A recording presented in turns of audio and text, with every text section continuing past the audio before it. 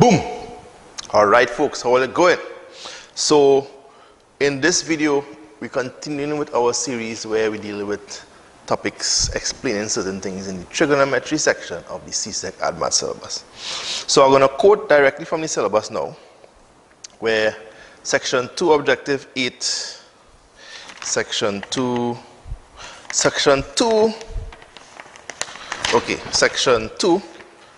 is coordinate geometry, vectors, and trigonometry. Section 3, the trigonometry part, and objective 8 of that section says that students should be able to use the formulae for sine A plus or minus B, cosine A plus or minus B, and tan of A plus or minus B. That is what we refer to as the compound angle formulae. All right? Compound meaning we have the angle is broken up into two. So instead of saying 135 degrees, we say 90 plus 45. That's the basic idea, right? Instead of saying, let us say, instead of saying 120, we might say 180 minus 60, right? There are different situations in which you will want to make use of these particular relationships. So the syllabus says that you just have to know these. So in other words, you don't have to prove these things, all right? And you don't even have the burden of having to memorize these guys, because these guys are usually included in the formula sheet. Now, in the formula sheet, it will be written as follows.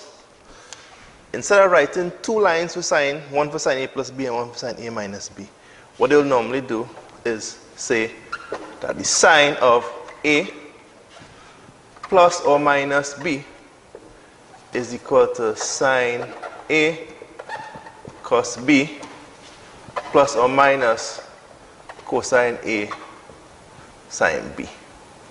Right? And then they will do the same thing for cosine, where instead of saying cosine A plus B in one line and cosine A minus B in the other line, they would say cosine of A plus or minus B is equal to cosine A cosine B minus or plus sine A sine B. And then for tan of A plus B and tan of A minus B, they will do the same thing. So instead of having two separate lines, they would say tan of A plus or minus B is equal to tan of A plus or minus tan A plus or minus tan of B all over 1 minus or plus tan A tan B. Alright? So let me take a few minutes just to explain the significance of this, because we want to, as much as possible, deal with any of the little small details that could cause confusion, because there may be students who might be confused as to what this means and what that means and what this means, right? The plus and minus versus minus and plus. And they may or may not get an appropriate explanation. So I'm going to take a few minutes here to delve into that.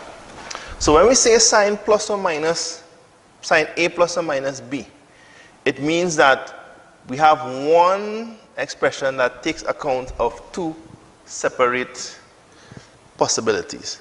So sine A plus or minus B refers to sine A plus B or sine A minus B. Alright? And when we say that that is equal to sine A cosine B, sine A cos B plus or minus cos A sine B, we just mean that sine of A plus B is equal to sine A cos B plus cos A sine B. And when we say that sine of A minus B is equal to sine A cos B minus cos A sine B. So in other words, the signs follow each other, right? This plus is linked to that, and this minus is linked to that. you have it written out here as two separate lines. The same thing happens with cosine A plus B and cosine A minus B. The difference, of course, here is that the signs don't follow, the signs actually flip. So, look at here. Cosine A plus B is cos A cos B minus sin A sin B. Cosine A minus B is cos A cos B plus sin A sin B. And if you have to write that in this form, we will have cosine of A plus or minus B.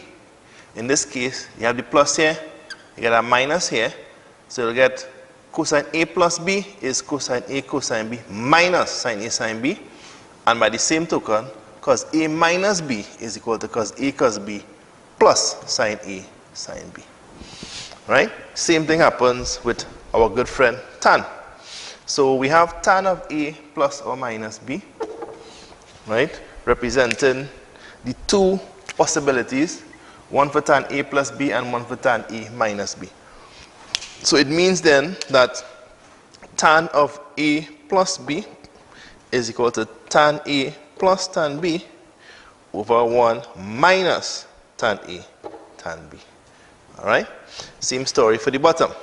Tan of A minus B is equal to tan A minus tan B over 1 plus tan A tan B. So when you see this in the formula sheet and this in the formula sheet and this in the formula sheet,